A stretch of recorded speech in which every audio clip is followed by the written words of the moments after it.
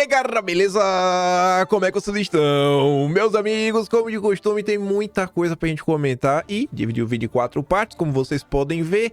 Começando por ele, Luiz Inácio Lula da Silva, que ele não para com suas peripécias, uma nova nomeação aí muito do barulho, que mostra a força da Janja, mas isso não é importante. Ontem foi um dia assim bem proveitoso no que diz respeito a análises sobre cenários, coisas que estão acontecendo, 2 entrevistas bem curiosas, 2 notas aí falando sobre movimentações e rachas dentro do PT que vale a pena a gente analisar, mas tem umas críticas aí que estão surgindo na imprensa que eu acho que o simples fato delas estarem na imprensa merece atenção, e uma entrevista do Sarney que é muito curiosa. Aí na segunda parte, e essas coisas têm até a ver também com 2026, aí na segunda parte vamos falar das coisas que não tem pra falar ontem, sobre o senhor Eduardo Bolsonaro e também sobre o pai dele. E a gente fala mais sobre 2026 numa ótica diferente, acho que uma ótica interessante. E até tentar responder uma pergunta, né? Porque eu acho que a maior parte dos bolsonaristas, em algum momento na vida, se deparou com alguém falando: não pode criticar, né? O mito não pode criticar, é tudo gado. Será mesmo que não pode criticar Bolsonaro? Eu acho que pode. Eu acho que a turma até aceita isso numa boa, quando é crítica de verdade. A gente vai falar sobre isso. Aí depois, eu espero que dê tempo de falar, porque tem muita coisa mesmo nas 2 primeiras partes, sobre o senhor Donald Trump, algumas coisas que estão acontecendo lá e também em outros locais do mundo. E depois tem uma notícia de Brasil, isso aí realmente acho que não vai dar tempo de comentar hoje, e vamos lá. Gente, manchete autoexplicativa. Gastos do governo Lula com viagens oficiais superam os 4 anos de Bolsonaro. Nos 2 primeiros anos da era Lula 3, já se gastou mais do que os 4 anos da era Bolsonaro. Isso daqui é um sinal dos tempos, né? A gente está discutindo sobre a crise que o Brasil se encontra, os gastos desmedidos, a falta de responsabilidade. E eu acho que isso daqui ilustra muito bem, né? Lula realmente gosta de viajar e a turma dele também. Mas vamos lá. Ontem o dia começava com a senhora Bela Megali anunciando que Janja iria vencer. A nova demonstração de força da primeira-dama. Aliados dela, né? Aliados de primeira do Lula, apontam que em breve a força da Janja será demonstrada na escolha do próximo ministro do Superior Tribunal Militar. Quem? A escolhida seria Verônica Sterman, nome apadrinhado por Janja. E segundo a Bela Megali, ministros do governo avaliavam que só hecatombe poderia tirar o seu favoritismo. E a Bela Megali estava certa. Só que, além de ser apadrinhada da nossa grande Janja, você vê que a nova ministra também era advogada de Gleisi. Não coloquei imagem aqui, vídeo. Deixa eu ler aqui antes de cima e já falo. Lula atende Janja ao indicar a ministra para o Superior Tribunal Militar no Dia Internacional da Mulher. Aí veja só.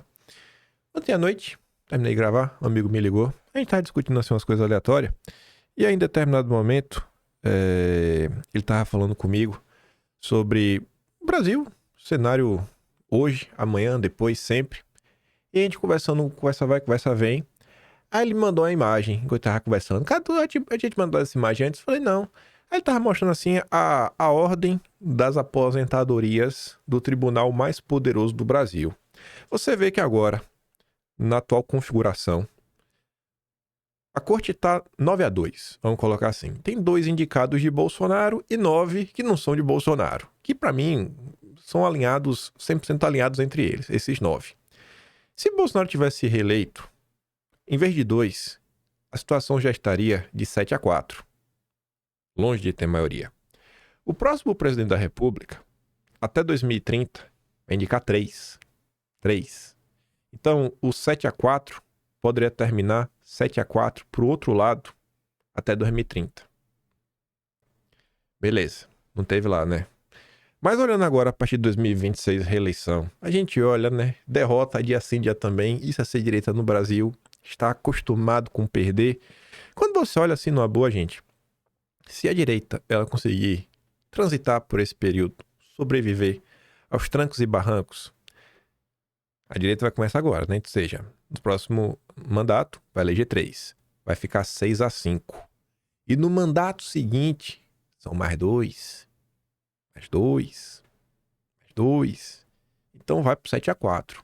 Ao longo do tempo, quando você olhar hoje, Brasil, e a gente vai falar sobre isso, e vai fazer muito mais sentido lá na frente, a gente está experimentando uma crise de lideranças. Principalmente por parte do sistema. A terceira via nunca teve votos, continua sem ter votos. A esquerda, que colocou aí, né, o seu carro na pista nas últimas décadas, tinha como figura central o Lula. Mas o Lula, ele tá velho, né? Uma hora ele vai se aposentar.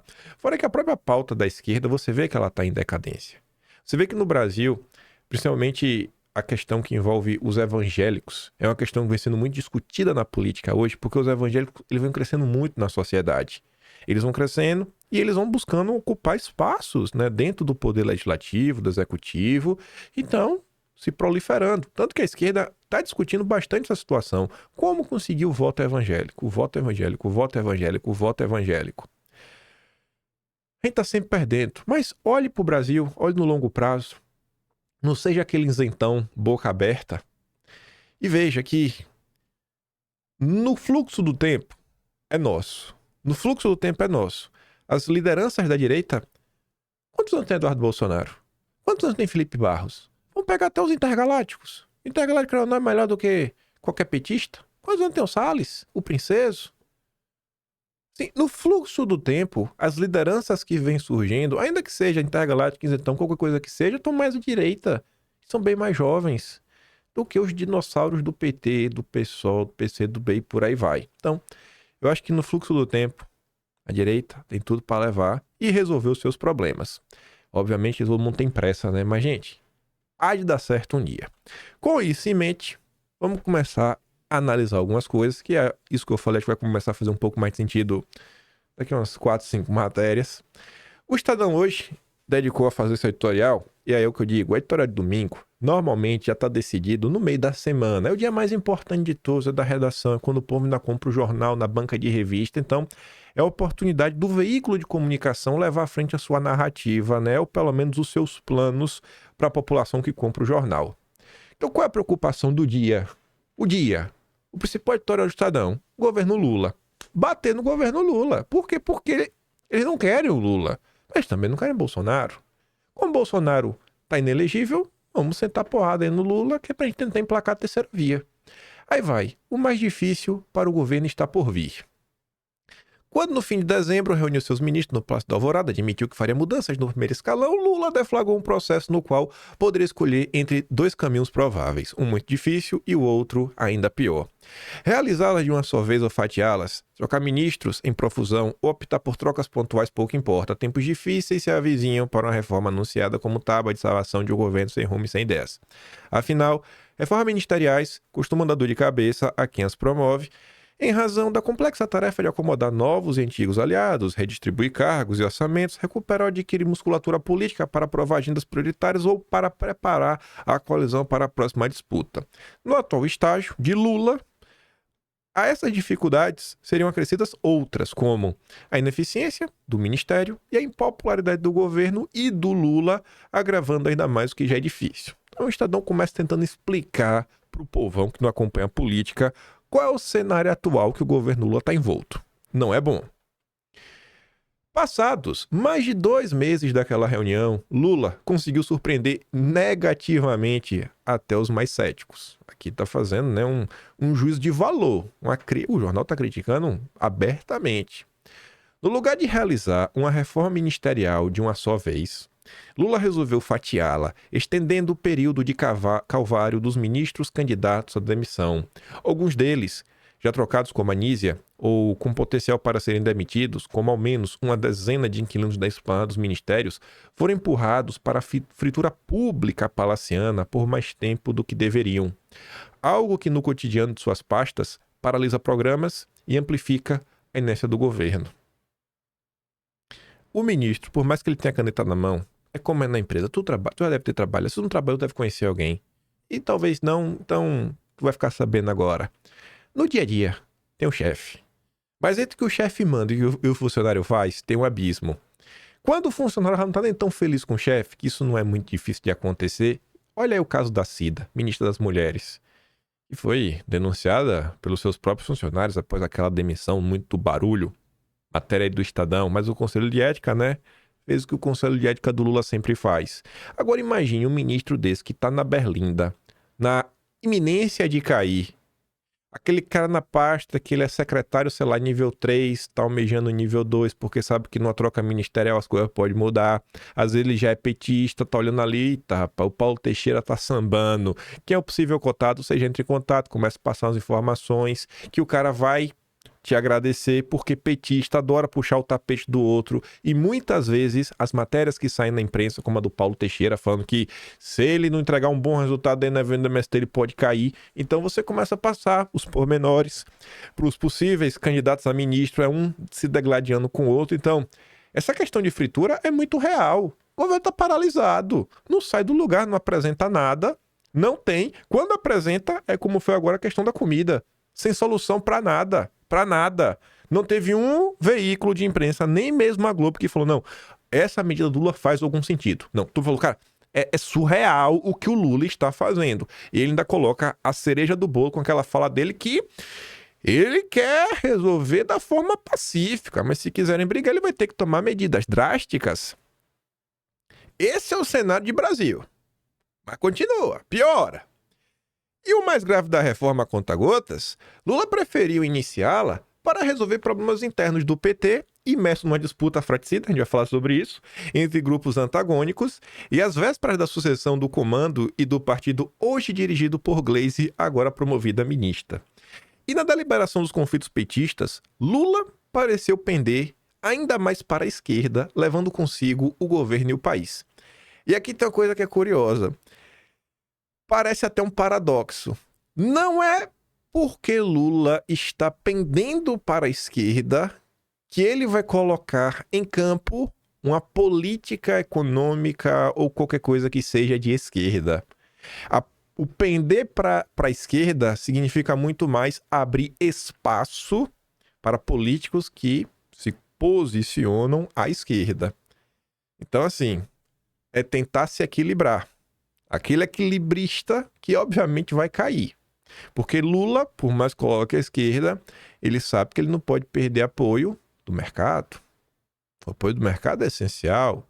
O mercado que domina a imprensa de norte a sul do Brasil, pelo menos a imprensa da parte econômica, que se eu não me engano, acho que 8 a cada 10 portais, dos maiores portais de imprensa, hoje são de propriedade de instituições financeiras. Aqueles bancos você conhece, né? Se fala muito ainda do Ainda Estou Aqui, né? Quem é o dono da revista Piauí? O João Moreira Salles. Olha só, né? Meio de banqueiros, né? Só um pra gente falar. Depois vai olhar aí outras empresas. Quem é o dono do Ifamani? Do seu dinheiro e tudo mais.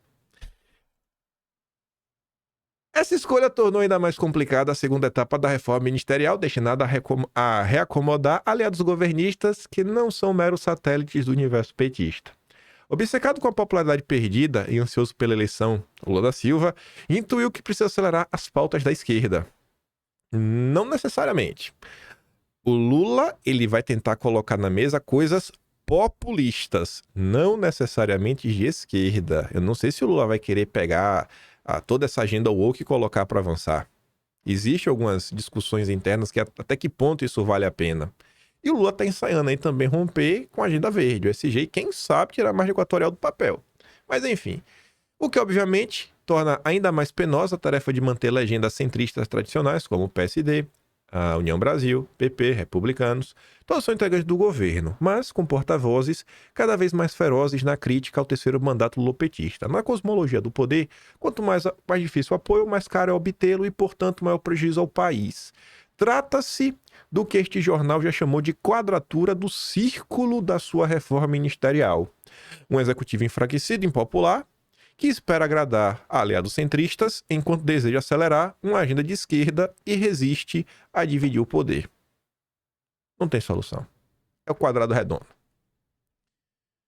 Não só Lula não entendeu até aqui a natureza da Frente Democrática que o elegeu. Não, ele entendeu. Ele entendeu porque ele não vai respeitar vocês mesmos, né? Estadão, Folha, todas, não vai, ele não liga para vocês, o é petista. Como também não demonstrou ter aprendido alguma coisa com as sequelas deixadas pelas derrotas no Congresso. Não, ele aprendeu sim, ele aprendeu, mas ele não tá nem aí. Seu ministério não refletiu, não representou a frente que se dispôs a apoiá-lo. Olha que isso ele honrou. Simone Tebet, Marina Silva, 3 ministérios pro PSD, 3 pro União Brasil. Ah, para, né? Sua dificuldade de entender as mudanças no Brasil e no mundo aprofundou a incapacidade de enxergar soluções compatíveis com os novos tempos.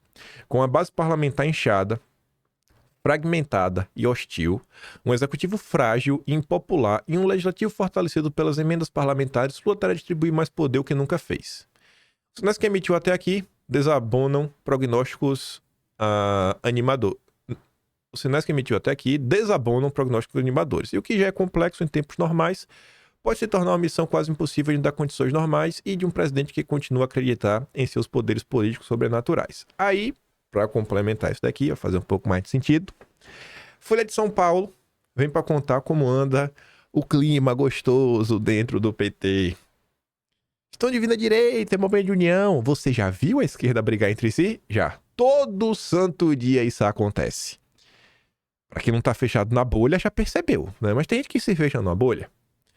Corrente dominante do PT caminha para racha na eleição para presidente do partido. Sim, o PT ele é formado de frentes diferentes e a principal frente que domina a CNB, ela tem mais ou menos 50 e poucos por cento do partido. Menos de 60. Mais de 50, menos de 60. Integrante da corrente majoritária, a CNB, Constituindo Novo Brasil, que é a do Lula, vem como cada vez mais provável um racha no grupo, o que levaria a uma reacomodação de forças no partido. O estopim é a eleição interna para presidente do partido, marcada para julho. Aí você vê, de um lado está o candidato apoiado por Lula, Haddad, Padilha e Dirceu. Haddad é o queridinho dos bancos. Padilha era o homem que visitava os bancos em 2022. Eu não vou fazer isso, não. Eu não vou fazer porque quem tiver um mínimo de interesse vai atrás. Coloca no Google Padilha Bancos. Vê quantos bancos diferentes Padilha visitou em 2022, fazendo lá, né, a sua peregrinação para levar o nome de Lula à frente. E Dirceu, o homem do poder pelo poder. Tá lá. Querem colocar o Edinho Silva, irmão de alma do Carlos Gabas. Como o próprio Carlos Gabas se referia ao Edinho Silva. Lideram a oposição, entre outros. Aí você vê a Glaze. Você vê o Dirceu fazendo alguma crítica ao Haddad? As políticas econômicas do governo Lula, arcabouço fiscal. A esquerda tradicional, você pode falar, eles são loucos, não importa, não é o ponto aqui. A esquerda tradicional, por exemplo, nunca foi favorável a uma busca a todo custo de um superávit primário. Nunca foram favoráveis a isso. Nunca foram. Eles chamavam de austericídio. Tanto que a Glaze reclama disso. Algumas pessoas da esquerda reclamaram disso. Dirceu nunca falou nada disso. O Padilha nunca falou nada disso. É a política do Haddad. Aí você tem o José Guimarães, também pende um pouco mais para a esquerda tradicional, o Gilmar Tato, Gleide Andrade, que é tesoureiro do partido, e o Washington Quaquá, que é um dos nomes que mais vem vocalizando críticas contrárias a essa esquerda, woke, identitária, que está aí na pista. A gente comentou até do Quaquá, mostrou um vídeo dele até uns tempos atrás, uma entrevista que ele deu para Veja. Acho que semana passada a gente falou sobre isso. Mas vai fazendo mais sentido. Já falo do Quaquá. A matéria é a seguinte, tá aqui, ó. Aguenta aí, pra você entender esse racha. Esse grupo cogita lançar um candidato contra Edinho, consolidando a divisão na CNB.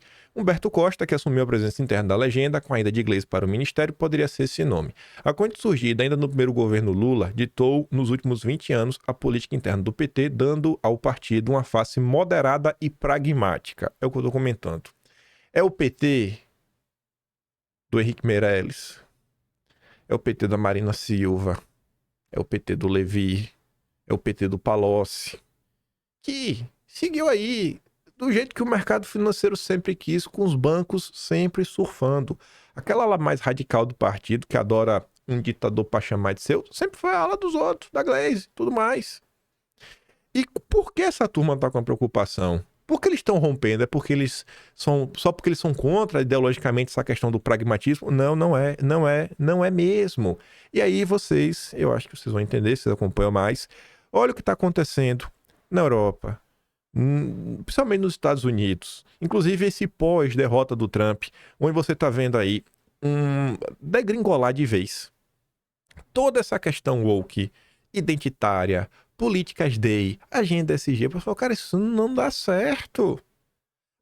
O Partido Democrático está fazendo autocrítica falando, nós perdemos quando nós deixamos o trabalhador de lado. Quando deixou o trabalhador de lado, perdeu. Começou a ser umas políticas sem pé nem cabeça. Aí, para complementar a notícia anterior, pra você entender a questão, pega aqui o Quaquá como exemplo. Vice do PT, o Quaquá, entrega livro a Lula sobre futuro da esquerda. Ele tá aí, fez um livro, Diálogos com a Utopia. Ele tá colocando qual seria, assim, a perfeição. A perfeição que a gente deveria buscar se for de esquerda. São os novos rumos para a esquerda. Aí, nessa obra, o Washington Quaquá critica discussões comportamentais que dominam a esquerda atualmente e fala de políticas que adotou em Maricá, como tarifa zero de transporte público, moeda social, que isso aí realmente era a cara da esquerda mais tradicional. Um olhar para o trabalhador, o patrão sempre malvadão.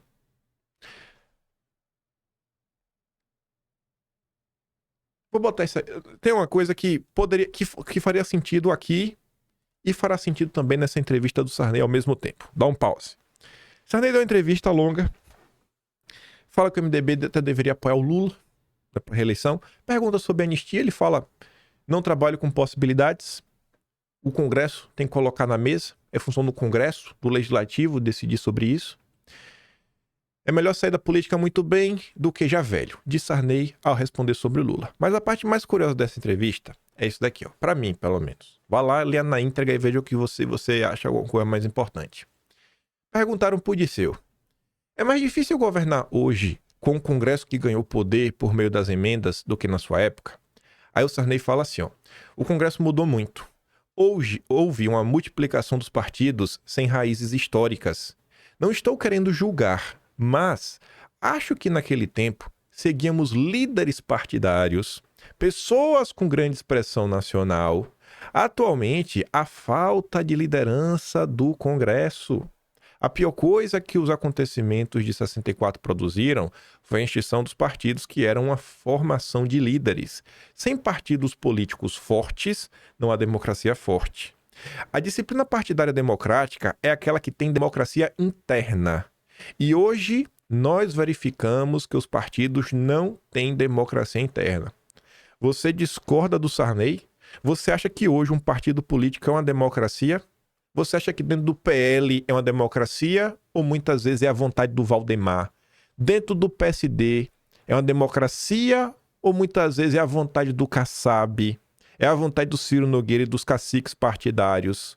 Num sistema que você só pode ser candidato se você estiver filiado a um partido, onde não existe basicamente mais, né, doação privada de empresas, tem doação à pessoa física, que é diferente.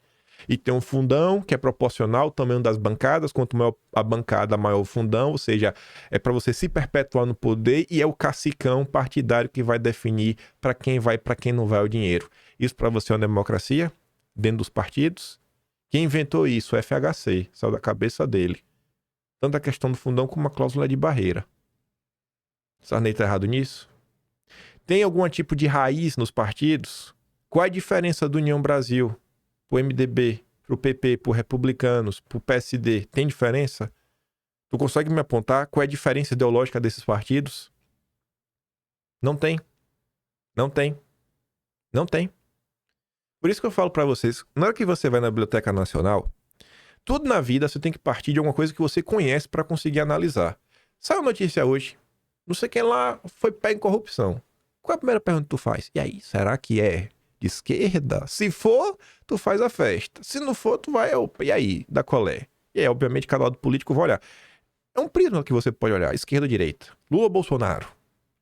Mas quando você volta 40 anos no tempo, tu vai olhar o quê? 50 anos, 70 anos, 80 anos no tempo. Tu vai analisar isso como?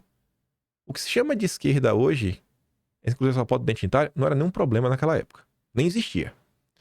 O conservadorismo, em termos de costumes, também não existia, porque ninguém estava preocupado, né, com o sexo dos anjos, todo mundo aceitava o cristianismo numa boa. E aí? E aí? Então, quando você olhar para trás, você vai na Biblioteca Nacional, você vê que o partido que o cara estava afiliado significava alguma coisa. Quando ele fala aqui de raiz histórica, pega, por exemplo, o que era o PTB. Olha o que é o PTB hoje. O PTB no passado, se alguém fala, o cara vai lembrar primeiramente que é Getúlio Vargas. Então tem uma raiz, um de líder, Velasco, pode não gostar. Mas tem um Vargas, aí vem um Jango, aí o pessoal diz, não, o herdeiro do getulismo. Então tem uma linha, um arcabouço de ideias por trás daquele cara, a UDN. E o PP? Partido progressista, que se diz de direita e é liberal. Não faz nenhum sentido uma coisa dessa. Aí, para mostrar um exemplo, respondendo o Quaquá, entrevista do Sarney. Nosso amigo da tropa, Companheiro Decache. Companheiro Decache, aqui junta tudo de uma vez só. Coloca a notícia do governo do amor. Novo saque do FGTS vai cobrir dívida de cheque especial. Caso o usuário esteja com a conta no vermelho, o dinheiro recebido será utilizado para bater a dívida. Ó. Mas... faz o L. Decache expulso do PSOL pela ala majoritária do Boulos. Por que foi expulso? Porque ele não queria fazer pareceres passando pano para a política neoliberal da Haddad. Agora os bancos vão meter a mão no FGTS do trabalhador para cobrir dívida de cheque especial que tem juros criminosos. Daqui a pouco vão querer tomar até a única casa das pessoas. Aí o trabalhador se revolta contra o sistema, cai na lápia da extrema-direita e depois uma turma aí finge não saber o motivo. Aí você junta toda essa confusão, você vai entender por que existe uma ala no PT que está insatisfeita com os rumos que o Lula vem levando, porque tem um racha interno. Não é porque eles são bonzinhos, é porque eles sabem que já deu errado. Tem um limite. Até na hora de fazer malvadeza tem um limite, porque senão, realmente, você está pegando o seu eleitor e dando de mão beijada no colo da extrema-direita. O mundo mudou, o mundo não é mais o mesmo. Hoje, felizmente, temos a internet. Felizmente, o povo começa a se informar um pouco mais. Tá difícil. Você pode mentir para muita gente por muito tempo, mas você não consegue mentir para todo mundo para sempre. Um dos textos mais interessantes do final de semana. Supremo não tem menor condição de reorganizar sistema político. O texto é muito mais profundo que isso, e não necessariamente sobre o judiciário. Diz Fernando Limonge. Ao lado do historiador, o professor lança livros sobre Nova República, critica a atuação do Supremo e diz que intelectuais deveriam respeitar o Congresso. Para mim, esse texto é mais um diagnóstico dos tempos atuais. É uma eterna jornada de passo a passo, onde você, quando você não analisa o dia, nem a semana, o mês, mas o fluxo temporal, as mudanças que vem ali desde janeiro de 2023 até agora, você vê que, cara, o tom vem mudando. Não só o tom da imprensa, o tom do debate político, o tom internacional, como a própria academia está se colocando em torno de novos assuntos, novos debates, um novo olhar para o país e o que está acontecendo. E não é porque eles são os bonzinhos, é porque as coisas mudaram e as pessoas estão tentando entender. Aí você vê, o livro se chama A Nova República, desculpa, ele fala, A Nova República, fundada na construção de consenso entre elites políticas. E aí, esse é um dos eixos de democracia negociada, política partidária no Brasil, na Nova República. É o livro do historiador Leonardo Weller e do cientista político Fernando Limonge, ambos professores da FGV. No livro, os dois retornaram à lenta transição iniciada no governo Geisel para mostrar como a ditadura se empenhou para que a direita continuasse a ter seu quinhão de poder na democracia. Aqui você não pode ler direita como Bolsonaro, senão você não vai entender o que ele está falando. Direita para essa turma era o PSDB. O Ciro Nogueira é direita. E, de fato, vários aliados do regime conseguiram se perpetuar. A dupla defende que a democracia viveu seu auge entre o governo Itamar e a gestão petista. Quando a direita ou a esquerda havia um consenso em defesa de avanços sociais. Agora é tudo mais complicado, diz Limonge à Folha. Ele defende que não adianta espernear contra o conservadorismo da sociedade brasileira, diz que os intelectuais do país deveriam respeitar o Congresso como voz da sociedade e sustenta que o Supremo não tem capacidade para tutelar o sistema político. Pois bem, vamos ver na íntegra mesmo o que ele falou. Uma grande preocupação da ditadura é que, após a transição, a direita pudesse continuar no poder, e várias lideranças desse campo de fato conseguiram continuar na política. O sistema que nasce na Nova República tende ao conservadorismo ou esse traço é uma vocação do eleitor brasileiro? Aí diz, rapaz, é difícil dizer. Mas não há um viés institucional que provoque maior ou menor conservadorismo. Tem alguma lei? Tem alguma coisa assim que faz parte da máquina política brasileira que leve as pessoas para o conservadorismo? Só se for a raiva, na verdade leva até a revolução, porque o cara fica com raiva do sistema, do mecanismo, né? Chame do que quiser, do establishment brasileiro. Leva à revolução, né? Não ao conservadorismo. Ele fala que não há nenhum preceito ao funcionamento da democracia. A democracia é intrinsecamente conservadora. O jogo democrático tende para o centro. Você precisa negociar, você não consegue impor sua vontade. Aqui a pressão por reformas e mudança bate no executivo e a pressão por conservação também. Há coisas que a maioria da população não quer. Ela pode ser mais conservadora em questões morais, culturais, e isso é uma coisa com a qual você tem que viver, bicho. Tem que aceitar. Se você é um pouco mais moderninho, mas a maioria é conservadora, viva com isso. Você não pode impor sua visão, mas isso não quer dizer que a culpa seja das instituições. Não podemos chegar a um acordo, por exemplo, sobre permitir ou não o meu corpo, minhas regras. Não tem meu corpo. Ou pode ou não pode. Nosso sistema é majoritário e permite pelo Congresso que a sociedade seja ouvida. Há uma tendência nas análises no Brasil de desrespeitar o legislativo como uma expressão da sociedade. Em que sentido? Aí ele começa a tocar na ferida. Vamos dar um exemplo. O presidente do Supremo, o ministro Luiz Roberto Barroso, que falou que cabe à corte empurrar uma agenda modernizadora. Quando a corte tentou avançar na questão, criou-se um problema. Tanto FHC quanto Lula queriam ter tido mais à frente, nesse ponto. Mas sentiram que a sociedade não queria, porque o Congresso expressou isso e precisaram moderar posições. Aí vem o Supremo e dá a reação que deu. Parte dessa reação é, o que o povo disse? Vocês não estão me ouvindo? Estamos dizendo que não é para fazer isso. A sensibilidade dos políticos e a negociação deles precisa ser valorizada.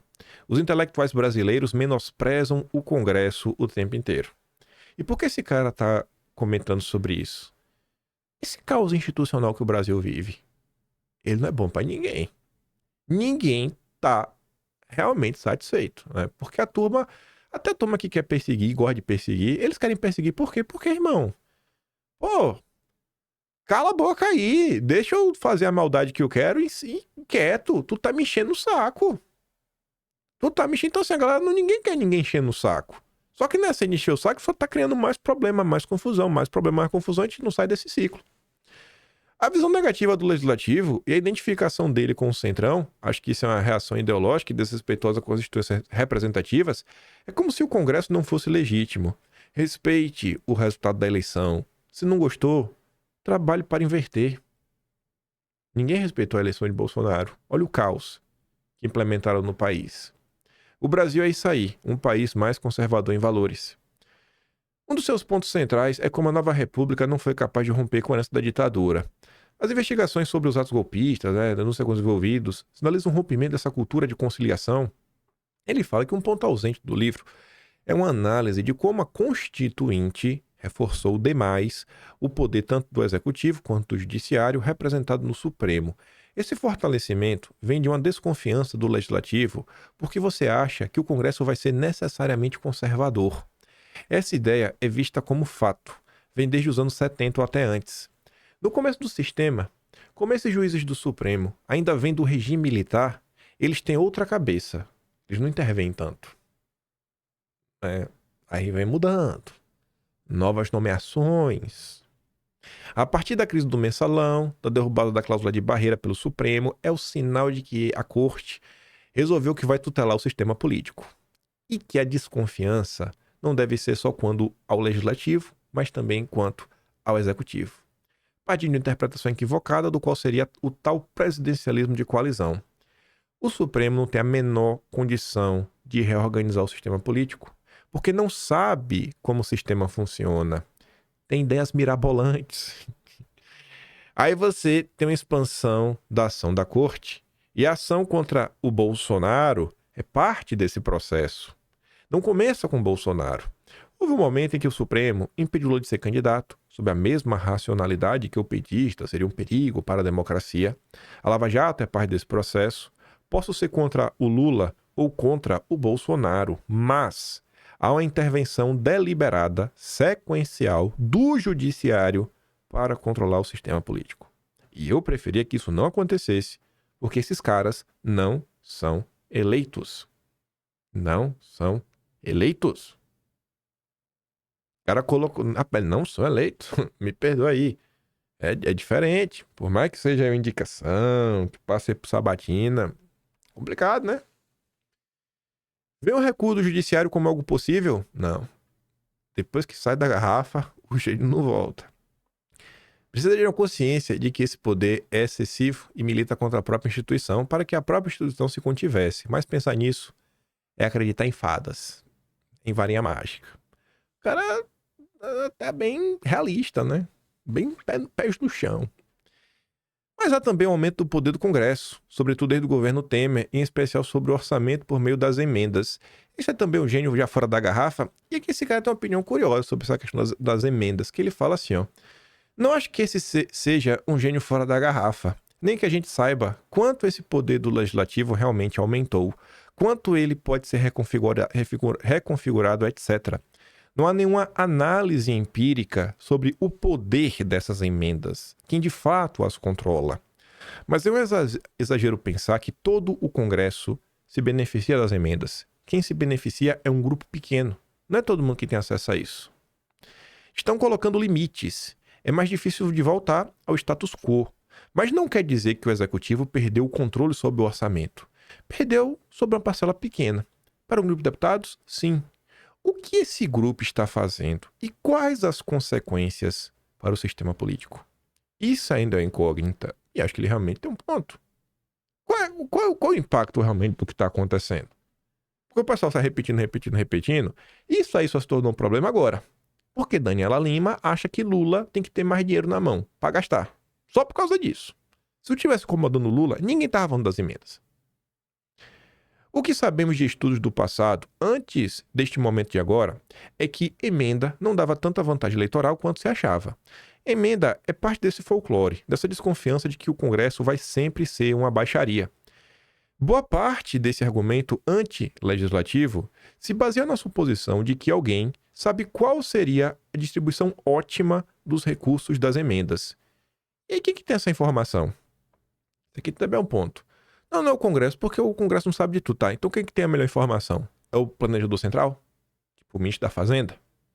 Os economistas neoliberais, que não pensam no sistema de informação necessário para ver quais localidades pedem recursos? Tipo Edmar Baixa, Pércio Arida, Pedro Malan, Maílson da Nóbrega, Armínio Fraga, Helena Landau, os clássicos. Então aí o tempo todo enchendo o saco, essa turma que sabe como que tem que gastar o dinheiro?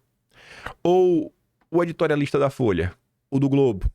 Parece que o editorialista sabe qual cidade precisa mais dinheiro para o SUS. O sistema representativo produz parte dessa informação.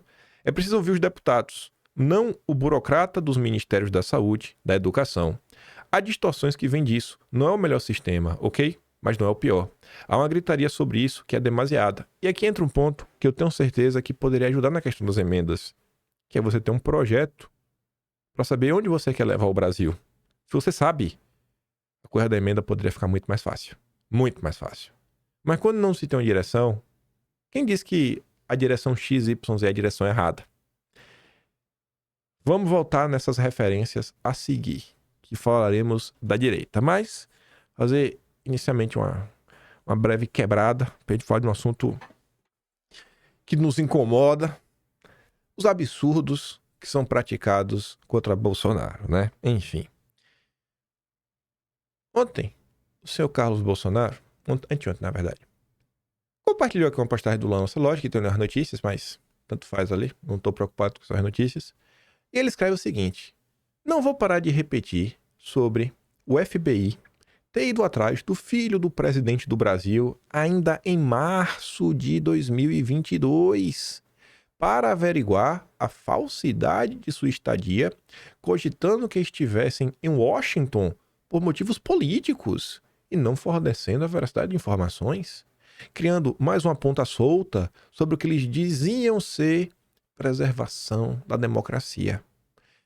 A linha de atuação de todos os envolvidos nessa trama vai muito, mas muito, muito além do 8 de janeiro. Realmente, né? É muito curioso porque o FBI, a Polícia Federal dos Estados Unidos, iria ver o que um turista está fazendo, né? Não acredito no que você está fazendo aqui. Não acredito nas suas informações, nas suas intenções nobres. Tá bom? Tá dizendo?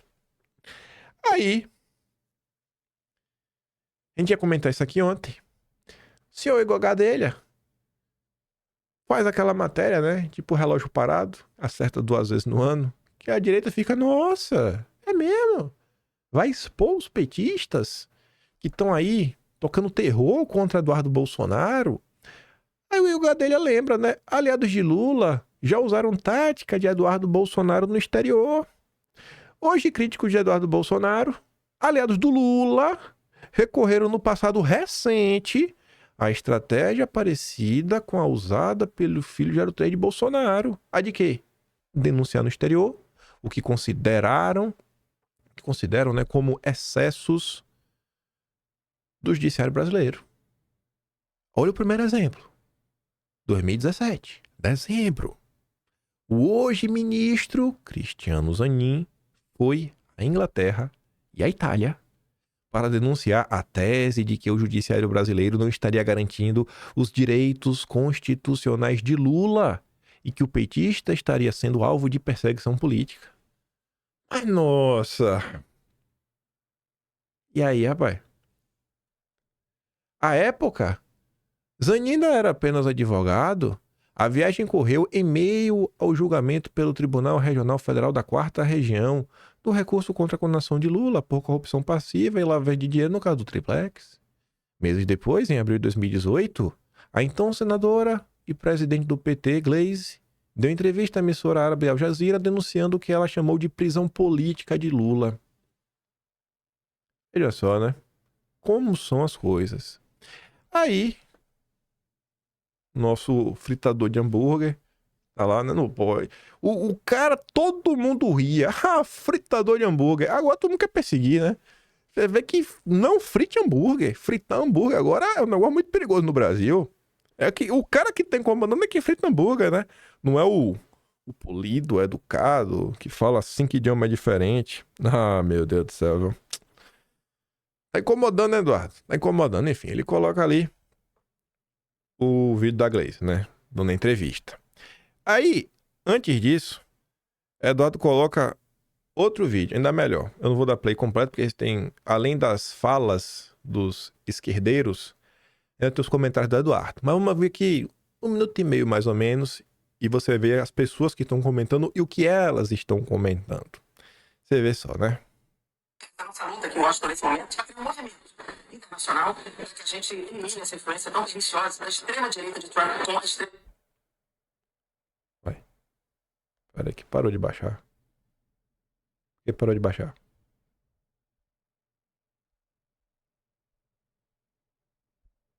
Baixa aí, rapaz. Deixa eu fechar e abrir aqui o Telegram. Fechar o Telegram. Direto com esse problema. Pera aí. Pronto, agora vai. Baixa aí, porcaria. Pronto. Essa luta aqui em Washington, nesse momento, já tem um movimento internacional para que a gente elimine essa influência tão perniciosa da extrema-direita de Trump com a extrema-direita de Bolsonaro. É uma ação conjunta do Congresso brasileiro e do Congresso americano em defesa da democracia em todo o mundo. A partir de agora também vamos estar visitando outros países mundo afora. Comitiva, missão oficial em Washington, nos Estados Unidos, sobre defesa da democracia. Nós estamos fazendo essa articulação internacional, via Ministério da Justiça, via Itamaraty, vamos fazer essa reorganização. Já está tudo muito bem articulado e encaminhado. Senadores, do Congresso, democráticas e diversos parlamentos. Tivemos vários encontros com parlamentares americanos. A articulação de parlamentares e organizações da sociedade civil. O próximo passo, novos encontros agora na América e também na Europa. Eles estão prontos para desmoralizar mais essa tentativa que a direita brasileira faz e, inclusive, desrespeitar o nosso próprio país. Democracia. Estou aqui na sede do Parlamento Europeu, em Bruxelas, deputados, deputadas, representantes de partidos políticos de vários países europeus. Da Alemanha, da Espanha, de Portugal, da Irlanda, da Eslovênia, da Grécia, do mundo inteiro. Acompanha com extrema atenção a perseguição ao presidente Lula, a eleição do Bolsonaro, a atenção líder da bancada do Partido dos Trabalhadores. Nós queremos ao Brasil uma delegação do Parlamento Europeu. Mas de maneira independente, estou em consciência de tudo que está acontecendo no Brasil. Pode não opinião. Certo?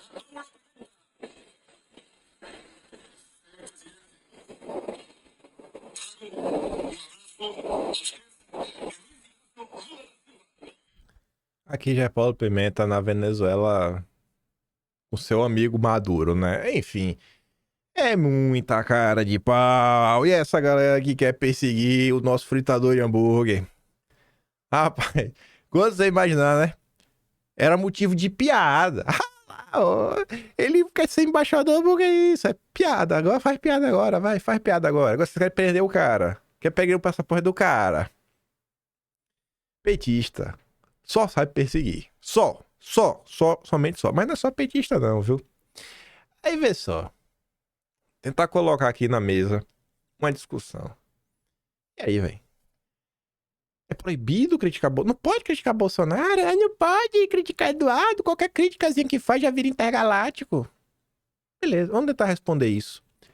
Então, olha pra isso daqui. Isso aqui parece uma crítica? Isso aqui parece uma crítica que merece ser levada em consideração?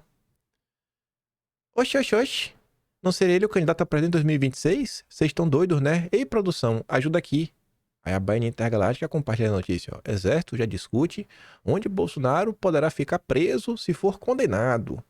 Aí vem ali a Rosana. Por mim, ele pode se hospedar na Papuda, Bangu, Pedrinhas, Bicas, qualquer presídio estaria bom. Aí a Bahia responde. Por mim, pode ir para Lemos de Brito, na Bahia. É o preto lá da Bahia. Pois é, Lemos de Brito. Lembrando, né, que a Baianinha é nossa grande aí amiga do Ricardo Salles. Ricardo Salles se cala sobre sua seguidora do coração. Fala aí, Sabugosa.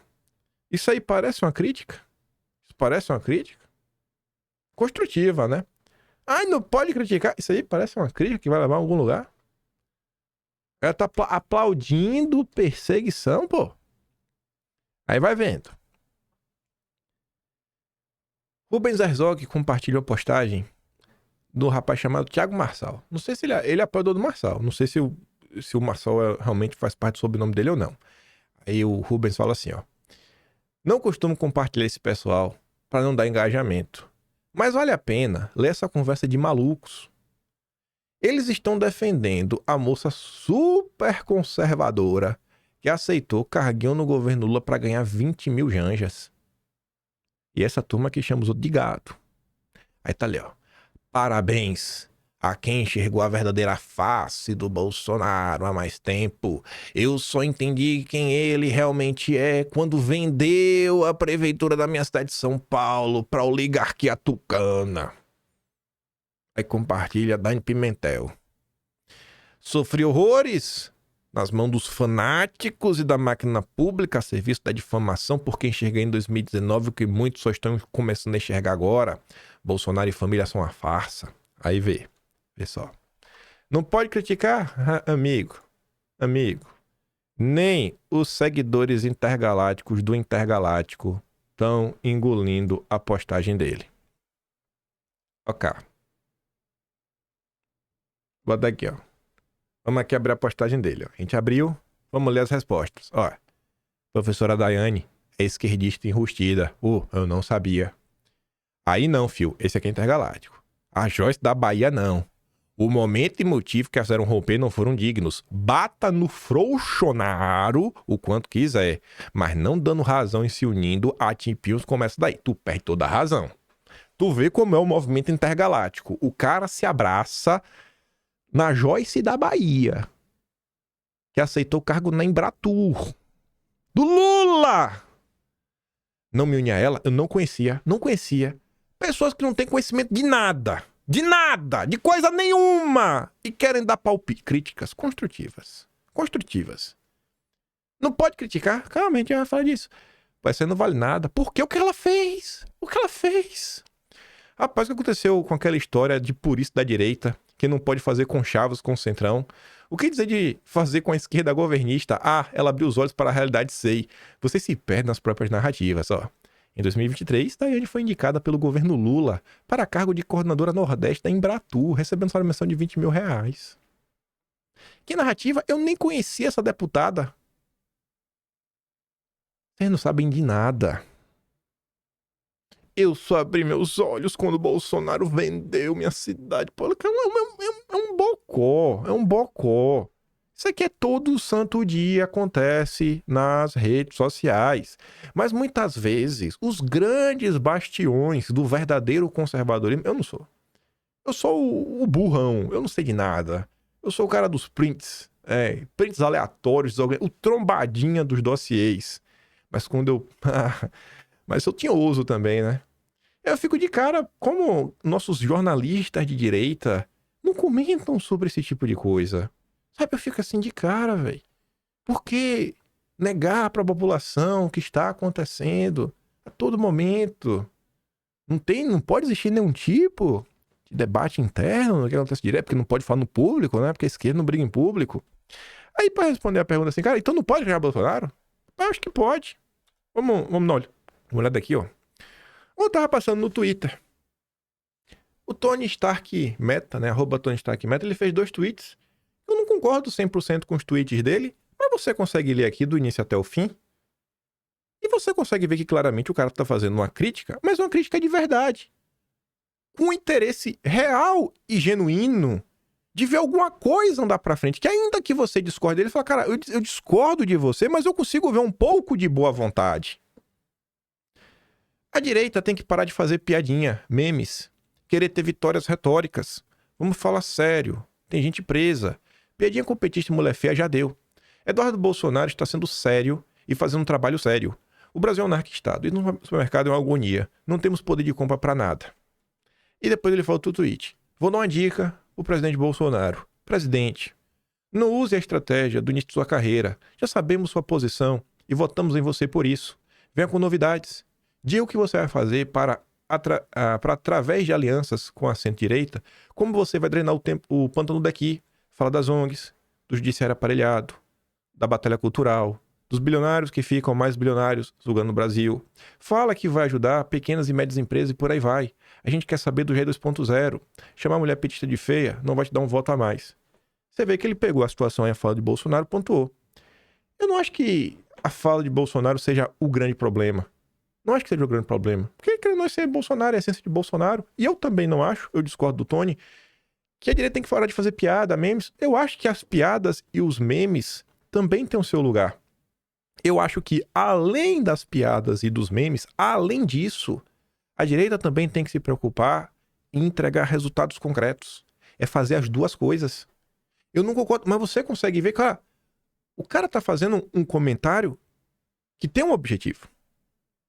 O real comentário dele é assim, ele fala, cara, a gente tem que se preocupar mais em entregar um tipo de resultado. Entregar um tipo de resultado. É o que ele tá falando aqui na primeira parte. Na segunda parte, quando ele fala, Bolsonaro, cara, o tempo que fala das ONGs, disso era aparelhado, conflito cultural dos bilionários, sugando o Brasil, ajudar as pequenas e médias empresas. Ele tá falando basicamente que de proposta, de um projeto. Cara, tem que ter um projeto para apresentar para as pessoas, um Bolsonaro 2.0. Você vê que o cara realmente tá querendo ver a coisa andar. Ele discorda, pontua e fala, trata com respeito. Não é, ai, o Frouxonaro, bata no Frouxonaro quando quiser. Não, cara. Não precisa nem chamar de presidente, mas você vê. Tratando com respeito. Aí como é que você quer ser levado a sério, xingando os outros e utilizando, inclusive, de tweets de pessoas que você não faz a mínima ideia de quem é. E quando as pessoas ainda te ponderam, tu respondendo, eu não sabia. Na maior arrogância. E segue aí cagando regra na internet. Não pode, cara, pode criticar, mas pensa bem aí o que é que tu tá falando. Para de falar o que tu não faz a mínima ideia. E tenta apresentar aí algum caminho, o que é que tu realmente acha. Precisamos de um Bukele. O que é precisar de um Bukele? É o que? Um presidente? É o Bukele vir vai resolver? Bota aí o Bukele sem congresso pra ver o que ele faz no Brasil. É gritar da internet e ser atropelado pela Globo. Bukele é o que é? Porque tem 75% do Congresso. Tem mais de 60% do Congresso. Não sei se tem 75%, mas tem mais de 70% do Congresso. Ele tem lá os 2/3 que precisa pra fazer tudo que ele queria fazer. Ele tem os 2/3, que dá mais de 66%. Ele mesmo fala isso. Tem mais de 2/3 pra passar tudo. Essa parte ninguém quer contar. Aí, se liga nisso aqui. Pra complementar o que ele tá comentando. É aquele ponto que eu reclamo, mas ao mesmo tempo que eu reclamo, eu entendo as dificuldades. E eu não espero que Bolsonaro faça isso daqui. Eu queria que alguém ajudasse ele nesse processo. Eu entendo das limitações das pessoas, eu entendo que tem coisas que são complicadas. Aí você vai ver, ó. MDB. Um partido que tem muito tempo. Esse tem raízes históricas. É o do Sarney. Documento programático do MDB para 2026 terá a participação de ministros de Lula. Coordenador-geral é Aldo Rebelo. Simone Tebet vai participar, filho do Renan Calheiros, todo mundo. Esse documento, em tese, ao longo da matéria diz, é para ser utilizado para servir de base para o discurso de todos os políticos. Os políticos terem um discurso, conseguir vender o sonho, para conseguir atrair o voto. A ideia é ter o documento pronto no final de setembro desse ano. Mas quem que tá fazendo isso daqui? É a Simone Tebet? Vamos supor que a Simone Tebet é a candidata. Ela que tá fazendo? Não. O Helder Barbalho também quer ser candidato. É ele que tá fazendo? Não. O partido foi atrás, pegou uma pessoa para coordenar. Não é que essa pessoa vai fazer. Porque não é uma coisa simples. Haverá encontros regionais, sendo que o primeiro está marcado para 24 de março no Paraná. Além de conversa com especialistas, o cara coordena, você vai atrás de pessoas das áreas e vai conversando, vai entendendo, vai ouvindo as demandas das regiões, anotando, depois você leva essas demandas para especialistas. Aí em 1º de abril, por exemplo, o embaixador Rubens Barbosa falará ao partido político externo. Então um cara que é da área, embaixador, cara, fala para ele, percepções. Ele pode não ser o dono da razão, mas é alguém que pelo menos estudou o tema. O texto não será apenas voltado para a economia, mas um projeto completo em diversas áreas. São 3 eixos gerais: retomada do desenvolvimento, redução das desigualdades, consolidação da democracia. Cadê o PL? Cadê o PL? Cadê o Valdemar? Valdemar da Costa Neto.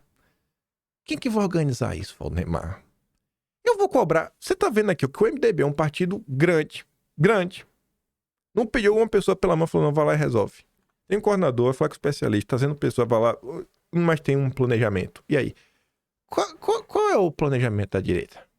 Vai pra qual lugar? Quem que vai construir isso daqui? Quem que vai construir isso daqui?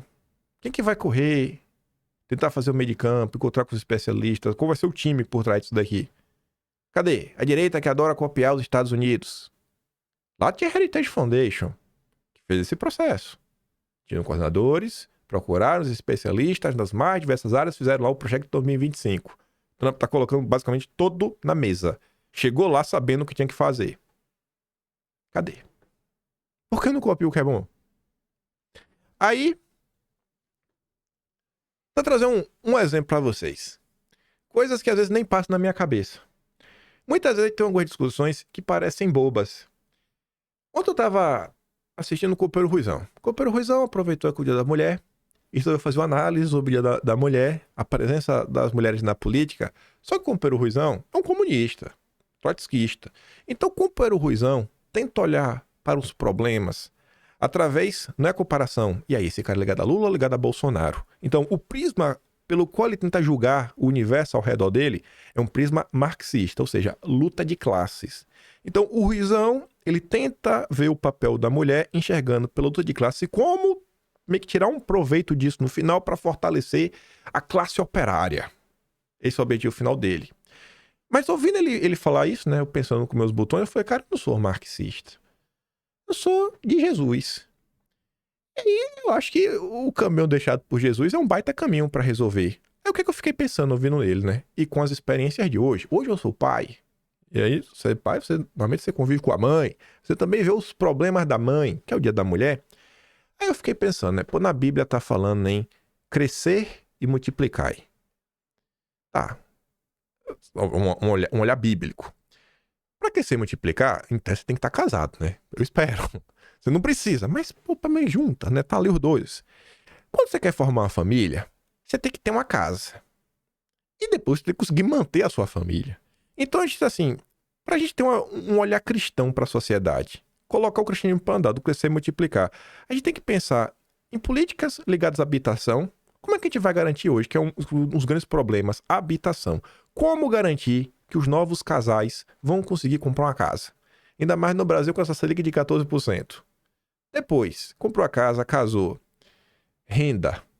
Já tá difícil arrumar emprego. Ambos estão trabalhando. É aí que veio o ponto que eu fiquei pensando bastante, né? No Dia da Mulher. A mulher, ela tem, e isso realmente é complicado, uma vida muito mais difícil em termos trabalhistas. Porque a mulher, ela fica grávida, o homem não. A mulher tem essa questão. E quando a criança nasce, por mais boa vontade que o pai tenha, a criança precisa da mãe. A criança precisa amamentar.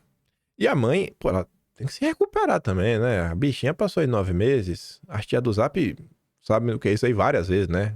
Foi mãe várias vezes. Então, aí você fica aí pensando, cara, e aí, velho? O que é que você faz? O cara que vai contratar já falou, ih, rapaz, daqui a pouco engravida. Às vezes a própria mulher, ela fica postergando essa decisão. Pô, eu vou ter filho agora, não vou ter. Eu não tenho 2 anos no trabalho, talvez eu não possa tirar licença maternidade. Aí, ainda que ela possa tirar a licença maternidade, ela tira, passa 6 meses, volta. E aí? Com 6 meses, a criança não pode ficar sozinha em casa. Tem que deixar com alguém. E se for um casal que a menina, o menino eram do interior, arrumaram emprego na capital, vai fazer o quê? Os pais não podem ir morar na capital, vai fazer o quê? Não tem o avô e a avó pra ajudar. Aí tem que colocar na creche, aí tem creche. Como é a creche? O que é que vai estar na creche? E o processo de deixar na creche? Uma política pública para isso. Então você vê assim, colocar na mesa do dia, na ordem do dia, a discussão básica cristã, crescer e multiplicar. Você, a partir dessa ótica, você começa a analisar biblicamente, falando, cara, olha os problemas do dia a dia. E você olha isso, na discussão disso, na época lá, da discussão do Dia da Mulher. Qual a solução disso? Qual o caminho que a direita consegue apontar pra gente lidar com as mulheres? São meio chatas, né? Nossa, mulher é um bicho chato, né? Sério. Tá pra dizer. Eu gosto muito da Shazam, mas mulher. Eita, que mulher é um bicho chato, viu? Por experiência própria, e garanto aí que o marido de vocês pensa a mesma coisa. Diversão mesmo, só com amigo. A gente gosta de você, mas diversão de real mesmo, só com amigo. A brincadeira entre homens sempre é mais divertida. Mas, gente, é coisa séria. Esses são para o que várias pessoas passam. E aí você soma isso, por exemplo, a pessoa tá feliz, não tá feliz. Poxa, a mulher quer ter um filho. Aí ela fala, pô, como é que eu vou ter um filho agora? Se eu tiver, eu vou perder meu emprego. Ela começa naquela crise interna dela. E não é uma questão de, não, o meu marido provém. Quando o salário não dá, quando ela realmente, ambos precisam trabalhar. São discussões que não entram na ordem do dia. Eu tava até discutindo isso ontem no Space. Qual é a solução para baratear o preço da comida? Lula vai sair, e aí? Vai baixar a comida no dia seguinte? Eu acho que não. Mas vai fazer como? Como? Porque também não é só economia. Tá complicado. Tá complicado. A consolidação da democracia como eu acho que consolidar a democracia pra direita passa por reequilibrar os 3 poderes. E aí? São discussões que não tem. Frouxonaro. Lá, 4 linhas, não fez nada. Faça agora Bolsonaro. Quando não é isso? É isso aqui, ó. Só depois de morro que indica o candidato, já é Bolsonaro. O pior é que não é manobra política. Ele quer dizer o que disse. Apelo, presidente, ajude a construir uma vertente liberal vencedora no Brasil. Ou a vaidade e o egocentrismo do maior líder conservador brasileiro coloca os rumos do Brasil em segundo lugar. Ô, irmão, vê só. Os rumos do Brasil passam por Bolsonaro. Não é egocentrismo. O que existe em vocês assim, é uma desumanidade. O cara tá aí sendo perseguido. Uma das coisas que ele tem para tentar frear um pouco as maldades contra ele é sua força e seu capital político eleitoral. E vocês querem destruir isso para construir uma vertente liberal. Vai tomar naquele lugar, no meio daquele lugar, o seu Marco Sintra. O cara que foi vice da senhora Tronic, apostou no Pablo Marçal. O único cara que conseguiu romper com o status quo e mês após mês, ano após ano, vem apresentando um resultado real e concreto. É só analisar os números de crescimento da direita pelo Brasil no campo da política municipal, política estadual, política federal, indicações, até disputa de conselho. O povo aí estava envolvido por questão de Bolsonaro, fora todo esse aspecto midiático de canal aí que ajuda e bota para frente. Pelo amor de Deus. Aí tu sai da direita e vai pra esquerda, pra gente terminar o vídeo. Esquerda tem pacto de silêncio sobre pós-Lula e disputa nos bastidores por sucessão. Petistas mantêm um pacto tácito para que só se dê início ao debate sobre a sucessão do Lula após as eleições de 26. A avaliação é que a antecipação desse debate representaria um desserviço para a esquerda. Nas palavras de um expoente do PT, a busca por um sucessor seria uma destruição política da esquerda. Até porque esse nome não existe e não haverá outro Lula. Não haverá outro Bolsonaro. Embora o presidente tenha dito que só Deus sabe se será candidato, a afirmação não foi recebida pela equipe como um prenúncio de desistência, mas um incentivo para que seus ministros trabalhem mais, seja pelo sucesso do governo ou por uma oportunidade pessoal. Eu tenho certeza, senhor Marco Sintra, que quando você olhar no futuro essa massa de pessoas que na sua cabeça deve ser tudo gado, esse gado aí na sua cabeça, eu acho que vai olhar para pessoas tipo Felipe Barros, Mário Frias, e vai lembrar bem dessas pessoas. Elas nos buscaram dar uma rasteira em Bolsonaro. Não, cara, defender o que é certo e as pessoas vão notar. E assim, fazendo certo, ela vai ter uma oportunidade pessoal para ela mesma. Sem essa ânsia. Tentando entregar um tipo de resultado. Esse movimento vai crescer, mas isso vocês não querem fazer. Dentro dessa estratégia, repetem que Lula é a única alternativa da esquerda para 26. Apesar desse discurso, aliados do presidente travam uma disputa nos bastidores para se viabilizar como herdeiros desse legado. Pelo menos no bastidor. Vocês é sabotando o cara dia sim, dia também. Críticas construtivas. O chefe da equipe econômica costuma ser lembrado, né? O Haddad. Mas em conversa, o Haddad chegou a admitir um período de abatimento, que foi a crise aí do Pix, das fake news, segundo a imprensa. O desgaste do ministro possibilitou o surgimento de outros nomes, como Flávio Dino, mas que passou a ser botado uma hipótese para 26, mas deve vir mesmo em 2030. Camilo Santana também é citado, especialmente depois da vitória sobre Bolsonaro na corrida em Fortaleza. Já o líder do governo, Jacques Wagner, sempre é lembrado, né, até por ter sido convidado em 2018, mas não aceitou a missão. O nome do Alckmin surge nas conversas como opção para um cenário que exige um movimento para o centro. A própria nomeação do Padilha para o Ministério da Saúde entendida como uma chance para se viabilizar eleitoralmente, ainda que seja para uma disputa ao Senado em 26 ou à Prefeitura de São Paulo em 2028. Mas tá aí. Eles vão se movimentando, vão entregando o resultado, porque sabe, cara, a depender aí a coisa vai indo, mas vai indo numa boa. Não é o frouxo Lula, um monte de crítica construtiva sem pé nem cabeça, de gente que não faz a menor ideia do que tá falando, tipo o Thiago Marçal. Eu não sabia que era Daiane Pimentel. Eu aprecio pessoas que acordaram pra farsa dessa família antes de mim. Ah, meu Deus. Sério, velho. Não dá, né, pra levar vocês a sério. Não dá. Eu tento, mas não dá. Sei que por hoje é isso. Eu vou reclamar toda essa safadeza, mas dia sim, dia também. Se tiver tempo, mas tá louco. Você sabe que é o meu candidato e acho que diferente de muita gente aí, eu assumo que eu não sou imparcial, porque não existe imparcialidade. Você sabe qual é o meu lado, tá aqui bem bonitinho e sabe realmente qual é o meu lado, né? Não é falar só pra agradecer, não. Pra agradar. Eu fico por aqui.